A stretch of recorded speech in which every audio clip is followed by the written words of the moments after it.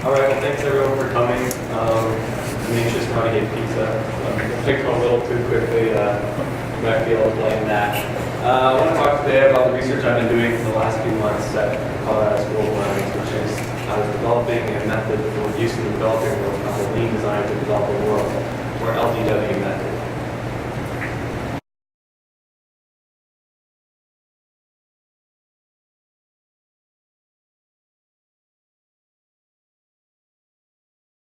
So the presentation is going to be very brief. I did my best to condense an hour of content that was pretty hard to put into an hour down to 20 minutes or less. And I'm just going to step through my personal motivations and background, and research background, how that helped shape my perspectives on this challenge, and the method that I developed to try to address it. And I'll talk a little bit about the future work that CSM is going to look to continue, and then finally open up to questions and discussion. And I'm going to really want it to be more of an academic environment, so lots of questions, lots of pointing out. CSM is notorious for the grad students critiquing the crap out of each other. They'll poke holes at whatever looks the weakest. So that's what we're looking for here, is an open discussion where everyone can share ideas, because you guys are the ones with the boots on the ground. So a little bit about myself. I actually started at the Colorado School of Mines in 2007. I got a bachelor's in environmental engineering. I was like a lot of other high schoolers who love the sciences. I wanted to save the world. So I went to environmental engineering, looking at how I could make an impact in the world. And as I started continuing my research, I saw that a lot of the powerful tools that could make a change in the world were actually being done in mechanical engineering. I discovered this while I was in Germany for a few years, looking at sustainable business practices, solar energy, and wind turbine technology. So by my senior year, I knew I wanted to get into mechanical engineering as well. The best way to do that would be to continue on to a master's. Originally, I was looking at thermal fluids, doing fuel cell research, and became disenfranchised after some advanced heat transfer, a little bit too much math for my taste. So I met Dr. Bossuyt, the new professor, last semester at our university, and we really hit it off on this topic of design methodology for use in the developing world. And to go a little further into that, I'd like to touch on what we found there might have been lacking in academic literature. And that's when we started talking to Jared Dean, someone who's in our academic realm as a pragmatist, someone who really knows how to get his hands dirty and do the work, not just the theoretical. And he introduced us to a pair out here at the Posner Center. And we started to see that there's a gap between what some people were doing in the field to help people in the developing world and what the academic literature was saying. And a lot of the academic literature was very focused on user-centered design, human-centered design techniques. And we felt there was a gap where there could be some market-based methods and some research in that area. So that's really where we wanted to go, is formalize some of these ideas that are starting to be used in the developing world. So first, I want to touch briefly on the developing world in the context of my research to help narrow the scope. I was looking at economic development. This is twofold. One, because it kept things a little bit more simple as I was developing this method. It's very hard to integrate a lot of qualitative measures into one harmonious method, and it was best to focus on one product design. So behind you see a gapminder software. You can see that direct A, which is the size of the bubble as it grows and shrinks, has a very, very weak correlation to income per person. So you can see that direct aid to these nations has a broken link, helping them develop economically. I think this is something everyone in this room probably knows very, very well. It's just an important point, especially for engineers who often think that money equals money. So it's a little more, it's a little deeper than that. And so the next question is, why do engineers care about the developing world? Why should we work there? And for me personally, I think that it's kind of a no-brainer. As my definition of engineer is someone that takes scientific, mathematical, and practical areas of knowledge and applies them to better humanity. That's a very broad definition. I think it's a definition that a lot of engineers share at the Colorado School of Mines. And I think it's something that you can tap into. We're not all interested in getting oil out as cheaply as possible. That's a small minority of where our school does it. So I'm going to quickly go over a technical background, and when I'm looking at design methodology, I'm going to make it very, very simple, look at four broad areas. It's the identifying the challenge or product that you want to develop, designing to that challenge or that product, deploying it into the target market or environment, then reviewing how effective it was and meeting your goals. So I know it's pretty tough to see right here. I have human-centered design. which is a very well-known design methodology used for developing world challenges. The Lean Startup, which is one that's used for software development out on the West Coast, is quickly gaining ground among entrepreneurs. And product design, which we call traditional product design. More specifically, I was looking at systems engineering to integrate business and engineering concerns, and decision-based design, which adopts utility theory and some economic principles to understand risks and trade-offs in design decisions. Finally, we get to the one that you really can't see on this projector, the LDW method. And this is where it borrows from all of these methods. First, we get a lot of our ideas and initial hypotheses, as we'll get into later, from the Lean Startup method. This allows for reduced initial investment. Then to design and deploy the product, we use a lot of existing technologies with systems engineering. And lastly, one of the most important parts of the LDW is validated learning, or the listening stage. And this is where it borrows from all three areas very heavily and integrates them in a novel way. So first, I've been mentioning a little bit about market-based and user-centered design. So why does the LDW want to use market-based methods? Well, personally, I'm a little biased. I have an economic background, and I see that there's a lot of power in market-based design. When I first started, I thought that user-centered design didn't have a place. But as I investigate further, obviously it does. They each have a place. User-centered design is great for community development. However, when we try to apply advanced tools from the developed world, such as systems engineering, decision-based design, it predicates a market-based method. This is really where the power of a market-based method in the LDW comes from, is that you can use methods that are used in the developed world, such as decision-based design, Lean Startup method, and systems engineering. All methods developed predicated a market-based method, which is why a lot of these methods, when applied directly without context in mind in the developing world, simply fail. So again, this is a difference of perspective, but I think it's not as wide of a gap as a lot of people tend to make it. In academia, sometimes the term a do-gooder is thrown around as people who are only trying to make good and not looking at making any sort of a profit-making venture in the developing world. They see it only as taking advantage of people. I personally dislike this term, going back to my definition of engineering. I look at it as a difference of perspectives, that all engineers want to do good. No engineer wants to inherently do bad things. It's what your perspectives are and what the methods can accomplish. So there's two other sides other than user and market-based. There's also philanthropic and market-based solutions as well.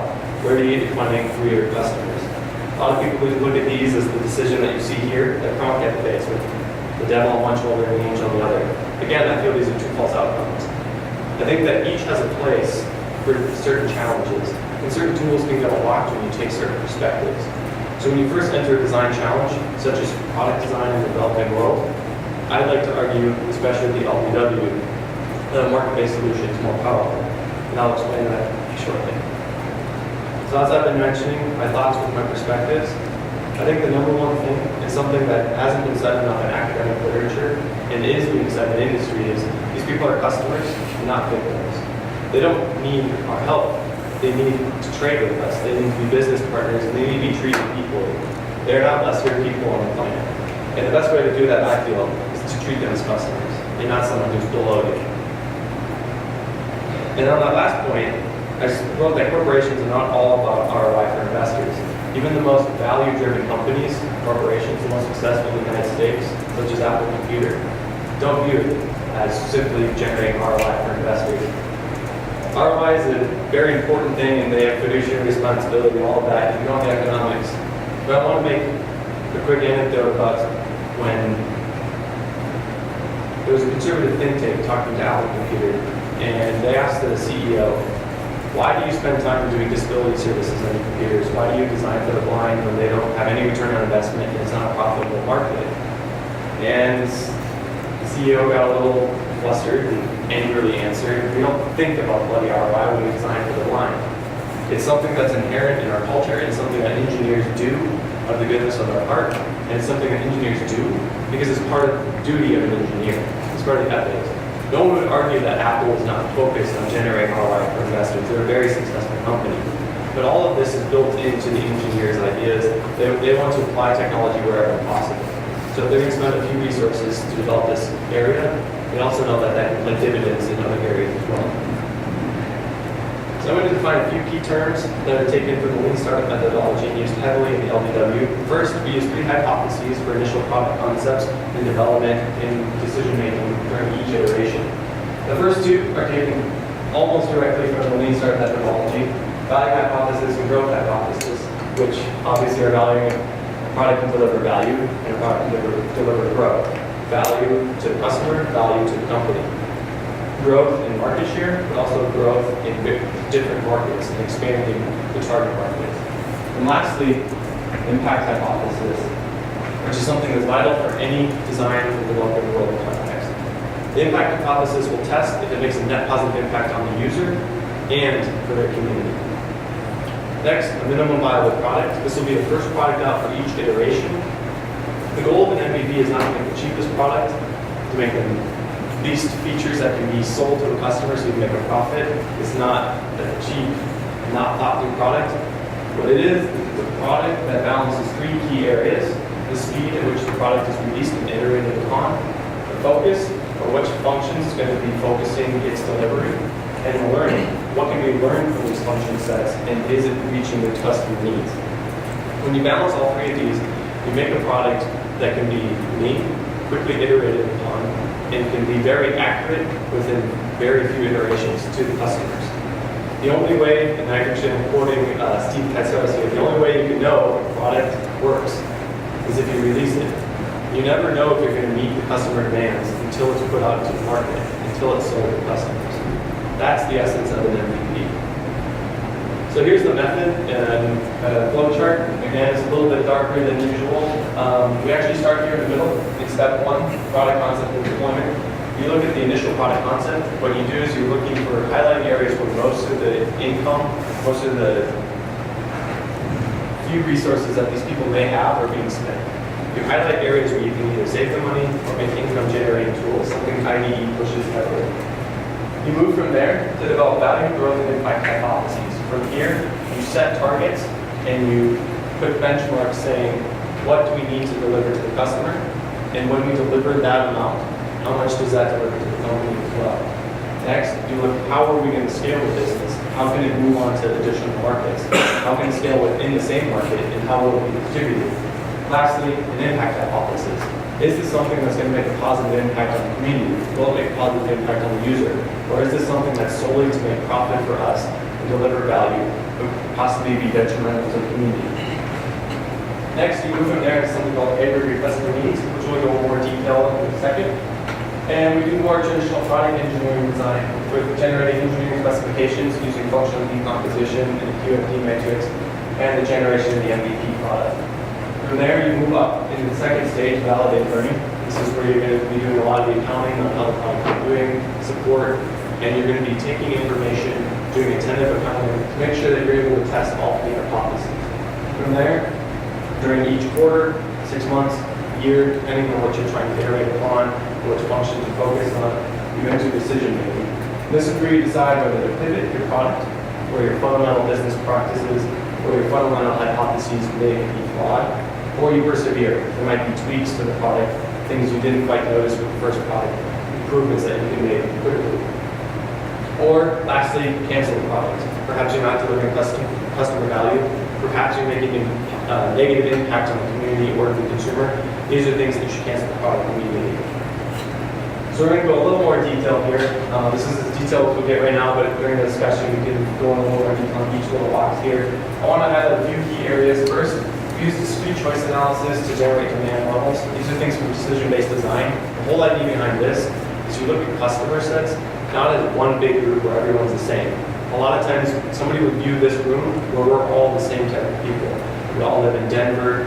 We all have a similar educational background. But obviously, we all have differences between us. So what a discrete choice analysis does is it gives choices. Rather than doing just A or B, you can show preference. So instead of saying, I will choose A, B, C, you can say, I prefer B over A, but A over C. Giving those preference choices allows for insight into heterogeneous groups. So you can start to see where certain people are within a big group. So once we get those heterogeneous needs, we then have our aggregate customer needs, which we use to generate the needs. We do the functional decomposition, combine those, and called the function deployment, something that's well established in design methodology. From there, we design those minimal functions needed to enter the learning loop, that MVP product I was talking about, and move forward and make targets for the delivery. From there, we can step into validated learning. This is where you're going to test all 3 hypotheses in parallel. Each one has slight differences between them. I'd like to highlight a few. The value hypothesis will look at the customer feedback data, in most cases for qualitative data. And the second, the growth hypothesis, will look at point of sale distributor feedback to use some qualitative data. Now, all 3 actually look at sales data and leverage it in a way that's monetized into the value domain. So a lot of people might immediately think, so we're putting dollar signs on impact, we're putting dollar signs on human lives. This isn't necessarily true. What we're doing is we're converting all the considerations that may not be quantitative immediately in nature into one metric that can be easily iterated upon and understood by engineers making decisions. So the way we do that for the impact hypothesis follows a lot of the ideas from Paul Pollak's book Out of Poverty and Bridger and Ruloff's 5 areas of community development, things that can allow us to change qualitative measures into quantitative. And to do that, we use something called a biasing factor, which weighs how much each of these are worth within a given environment. Lastly, when we've been testing hypotheses, we enter the decision-making phase. But there's 3 key decisions that can be made: pivoting, persevering, canceling the product. A few I'd like to highlight here is if you do pivot, it looks very simple. It's not. This is something that takes a lot more time than persevering. It's where you really have to think of, is your project vision clear? Do you know what you're going to be delivering to the customer for value? And do you have an idea of what kind of an impact you're making? It requires a complete rethought of what the product's doing and a redesign from the bottom up. Perseverance, on the other hand, while it has more boxes, is a little more simple. You step through each of the considerations in the product concept and the development stage, and you reevaluate, thinking, are there areas of improvement that have been highlighted by customers, or from distributors, or from the point of sale. So for a quick discussion, I just want to mention the key contributions that have been made in academic literature by this work. First, it's a proposed method to reduce the initial investment time, getting a product out to the market that can enable learning, to enable you to be more accurate to the customer needs. It provides a market-based method for use in the developing world. It provides quantitative data, and this is something that I think is very important, especially to Montero. One of the biggest concerns that they put forth is saying it's very hard to get actionable data, it's hard to get information. But when you use some of these techniques, simple accounting measures can start to be leveraged in ways that necessarily weren't seen before, can allow for educated decision making. And lastly, lean startup for hardware, something that's starting to be done slowly. However, lean startup is still very much a software area. So some of the future work, there's quite a bit that I'd like to do and have done. First, expand the applicable scope. Right now it's very focused. Our case studies are Montero and a paper case study showing a more in-depth solar-like solution. Configuring ways that we use agriculture and other tools that IDE can highlight where you can make income-generating tools. Enhance the hypotheses iteration. Make sure that the decision gates are more robust, that there's not a chance that we might be making a negative impact in some region and not realize it with this method, and iterate towards less positive impacts. Also working on quantification of the impact, which is a very difficult area to do. It's hard to do accurately and consistently. And lastly, refine the utility theory and decision-based design and go more in depth in making sure that we can make more than a linear decision function. That's something a little more in depth with the decision-based design area. The place that I like to think that the LDW will be continued heavily at the Colorado School of Mines, and I really want to be implemented, is in engineering education. This is where Jared Dean plays a large role. Is perhaps in a lot of our courses, we can start to see how this method could operate in some of these design challenges that CSM is to take on. He was mentioning sometimes there might be a way that we have one team using human-centered design and one team using design for the developing world, and see what the different solutions come out of it and how they compare. This would also help with more case studies, perhaps integrating with some of the people who are operating like yourselves within the developing world. Perhaps there's some cases where some of these ideas could play, where concrete goal, and some of these ideas can help with the challenges you're facing. And so with that, I'd like to thank everyone for coming today. My advisor, of course, Dr. Bossuyt and Jared Dean. It's been very exciting for me. I've only been doing this for about 6 months, but I can tell you every week I've been spending about 50 hours, if not more, some weeks way more, reading everything I can on this subject and writing as much as I can to make an impact and publish for CSM in this field. So before I open it up to questions and discussion that I'm looking forward to, I'd like to let my advisor say a few words. Hi everyone, my name is Douglas Bossuyt. I'm a professor in the Mechanical Engineering Department of Mines. And I'm not just an engineer, I also do a lot of other things as well. My second degree was international studies, focused on Arabic. Did a lot of work in the Middle East, North Africa for a while before I went on for my PhD. Was involved heavily in Engineers Without Borders in the early days on the West Coast. So when my student here came to me last fall saying, I'm very interested in this idea of trying to develop products for this huge untapped market that I see out there. Do you want to work with me? I said, yeah, sure, let's try to figure it out. Through that process, this method emerged, which I think is pretty novel, at least in terms of what I've seen. It's certainly not perfect by any means. That's part of the reason we're here to discuss with you what can be done to improve it and to be able to make it something that's useful for you. And then looking forward, at CSM, we're looking to be more engaged with all of you here at the Posner Center and other people in this field of the developing world, design for the developing world, because we have a lot of students that are very interested in this topic. We're already teaching classes in this area.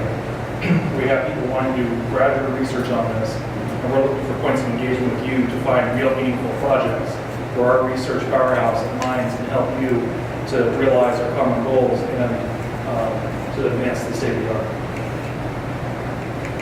Additionally, if we do find some really interesting stuff, we would love to pursue avenues of partnership for joint funding to do research, deploy it in the field, see what happens, and do a full closed loop cycle.